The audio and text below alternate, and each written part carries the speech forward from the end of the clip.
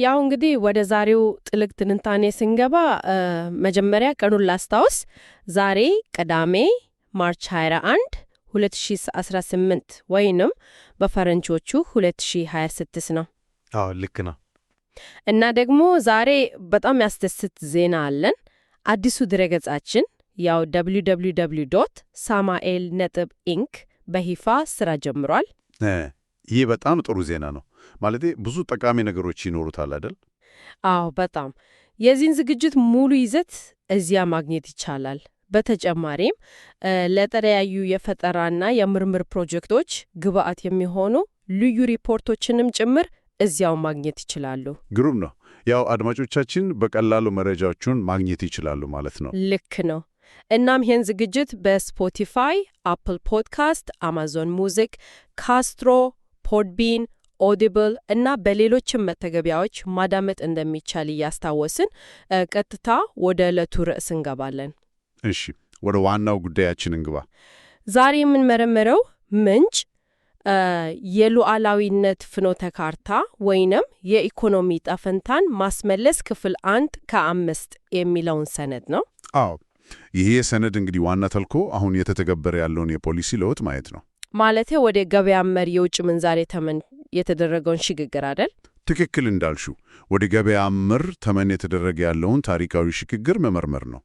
ያው ብር የራሱን መረጋጋት እያገኘ ባለበት በዚህ ወቅት ከጥላ ኢኮኖሚው መላቀቅ ለምን አስፈለገ የሚለውን ነው በጥልቀት የሚያየው። እውነት ነው።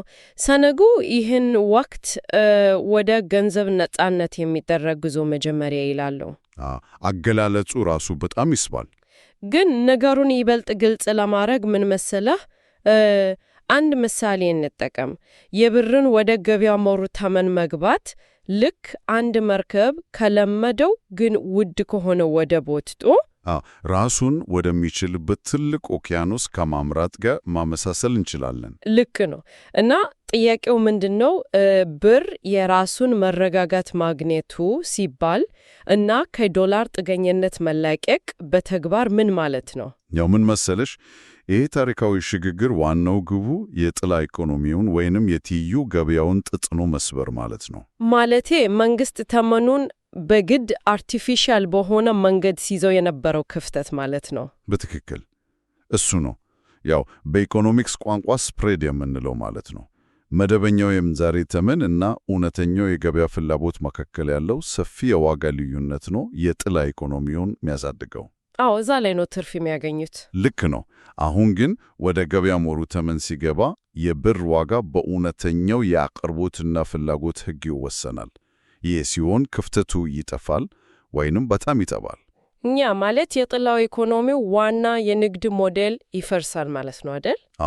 አየሽ፣ ክፍተቱ ሲጠፋ ሕገወጡ ገበያ የሚተነፈስበት አየር ያጣል ማለት ነው። ይህ በጣም ግልጽ ነው። ጥላ ኢኮኖሚ የሚያብበው ኢንጋ ባስቀመጡ ነው የተሳሳተ የዋጋ ተመን ላይ ተንጠልጥሎ እንጂ በራሱ የተለየ እሴት ስለሚፈጥር አይደለ? እውነት ነው። ይህን ከተረዳን ሰነዱ ወደሚያነሳው ሁለተኛው እና ጠንከር ወዳለው ነጥብ እንለፍ። እሺ፣ ምን ነው? እዚህ ላይ በጣም የሚገርመው ነገር ሰነዱ ህዝቡን የታሪክ ተመልካች ብቻ ሳይሆን የብሔራዊ ማገገሚያ ነዳጅ ነው ማለቱ።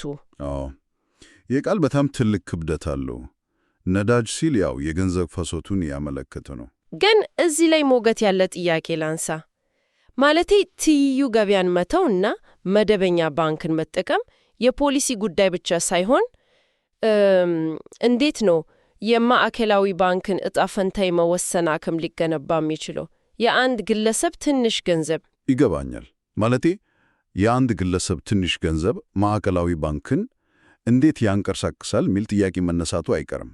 ግን አይሽ፣ ማዕከላዊ ባንኮች ኢኮኖሚን የሚያስተዳድሩት ለማክሮ ኢኮኖሚ የሚሆን የገንዘብ መጠን ነው። የገንዘብ ፍሰት ማለት ሊኩዊዲቲ የምንለው ማለት ነው። ትክክል፣ ሊኩዊዲቲ ነው።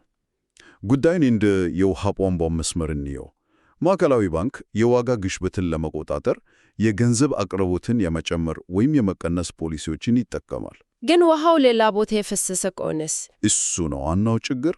አብዛኛው ገንዘብ ከመደበኛው የባንክ ስርዓት ውጭ በሆነ የጥላ ኢኮኖሚ ውስጥ ከተደበቀ ማዕከላዊ ባንኩ የሚይዘው መሪ ከጎማው ጋር አልተገናኘም ማለት ነው።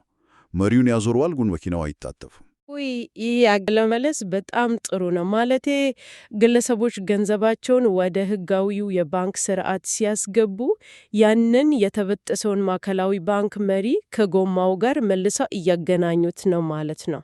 አዎ በትክክል። የችርቻሮ ባንክ ተጠቃሚዎች ቁጥር ሲጨምር ለማዕከላዊው ባንክ ፖሊሲዎቹን ተግባራዊ የሚያደርግበትን ግዙፍ ቱንቻ ይፈጥርለታል።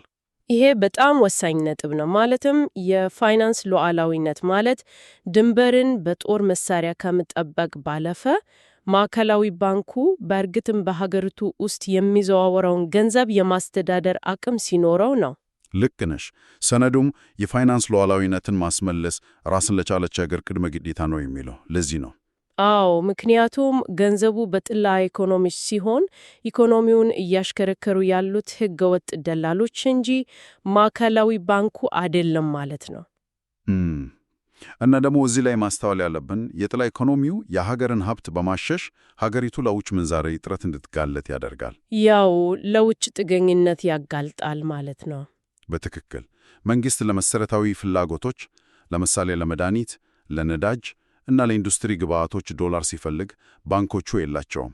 ምክንያቱም ዶላሩ በጥላ ኢኮኖሚ ውስጥ ተከብቋል አይደለ? እናም በብድርና እርዳታ ላይ ጥገኛ እንሆናለን። አዎ።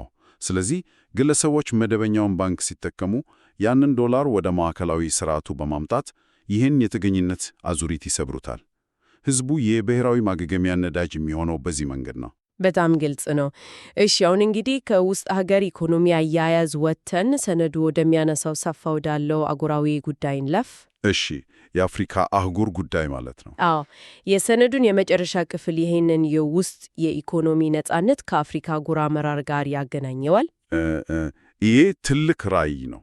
ግን ምን መሰለህ፣ አንዳንዴ እንዲህ አይነት ጽሑፎች ላይ ሀገር በቀል ስኬትን ወዲያውኑ አህጉርን ከመምራት ጋር ማያያዝ የተለመደ ማነቃቂያ ዲስኩር ሊመስል ይችላል። አዎ፣ ብዙ ጊዜ ፖለቲከኞች የሚጠቀሉበት ቋንቋ ስለሚመስል ነው። ልክ ነው። እና የውስጥ የቧንቧ መስመራችንን ጠግነን ማዕከላዊ ባንካችንን ሊኩዊዲቲ ስላስታጠቀን ብቻ እንዴት ነው አፍሪካን ወደ መምራት ራዕይ የምንሸጋገረው?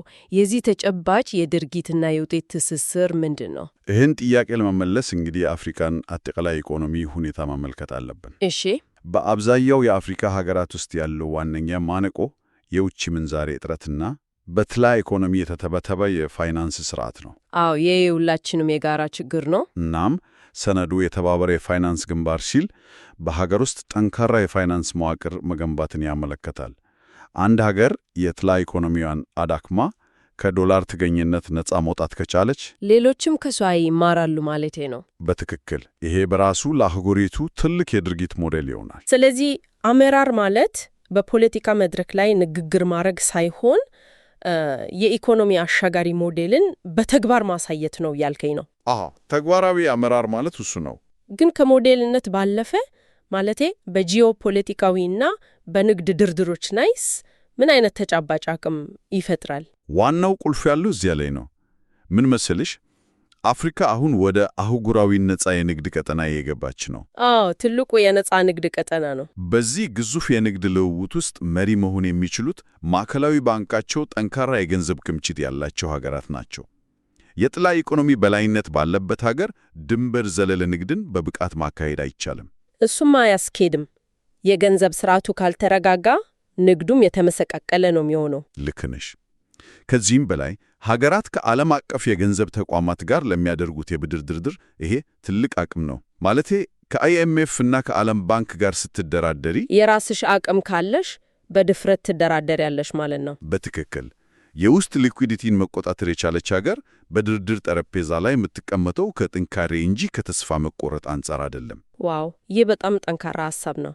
ሰነዱ የኢኮኖሚ ዕጣ ፈንታን ማስመለስና አህጉሪቱን መምራት ብሎ የሚያስቀምጠው ይሄንን ነው ማለት ነው? አዎ፣ ሙሉ ትርጉሙ እሱ ነው። እሺ፣ እስካሁን የተነጋገርንባቸውን ዋና ዋና ጭብጭብት ስናጠቃልል የሰነዱ አቋም በጣም ግልጽ የሆነ የምክንያት እና የውጤት ሰንሰለት አለው። አዎ፣ በጣም የተያያዘ ነው። ያው ፖለቲካዊ አመለካከቶች ምንም ይሁኑ ምን የሰነዱ ጸሐፊዎች ያቀረቡት ትንታኔ የሚያሳየው ወደ ገበያ መርተምን መግባት የጥላ ኢኮኖሚውን ያጠፋዋል። ትክክል፣ ያጠፋዋል። ይህ ሲሆን ደግሞ ዜጎች መደበኛ የባንክ ስርዓትን ይጠቀማሉ። ያ ደግሞ ለማዕከላዊ ባንኩ ወሳኝ የገንዘብ ፍሰት ወይንም ሊኩዊዲቲ ይሰጠዋል። እንደ ደም ስር ያገለብላል ብለናል አይደለ? ልክ ነው። በመጨረሻም ይሄ ጠንካራ የማዕከላዊ ባንክ አቅም ሀገሪቱን እውነተኛ የኢኮኖሚ ሉዓላዊነት እንድትጎናጸፍ ያደርጋታል።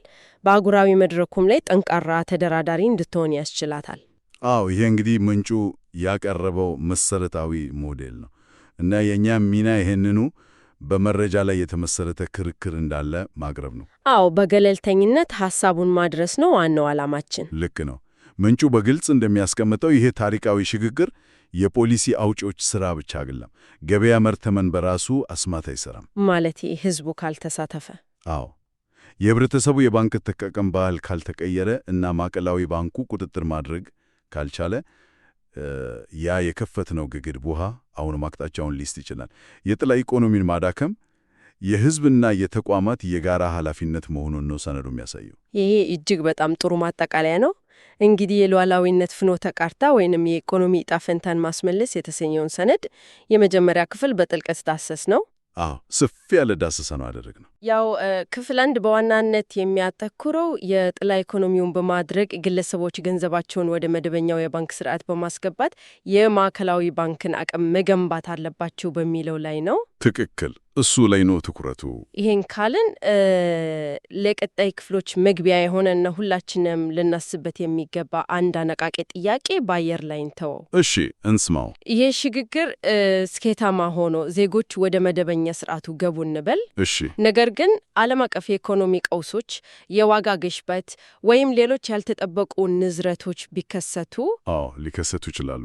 ይህ አዲስ የተገኘው የኢኮኖሚ ሉዓላዊነት መልሶ ወደ ጥላ ኢኮኖሚ እንዳያንሸራተተው ምን አይነት ጥልቅና ዘላላቂ መዋቅራዊ ለውጦች ያስፈልጉናል? ይሄ እንግዲህ በጣም ከባድና ጥልቅ ጥያቄ ነው። ማለቴ ማዕከላዊ ባንክ የተሰበሰበውን ሊኩዲቲ ተጠቅሞ የኢኮኖሚውን መሰረት ለማስፋት ምን አይነት ዘመናዊ የፋይናንስ መሳሪያዎችን ማስተዋወቅ አለበት? ቀጣዩ የቤት ስራ እሱ ነው።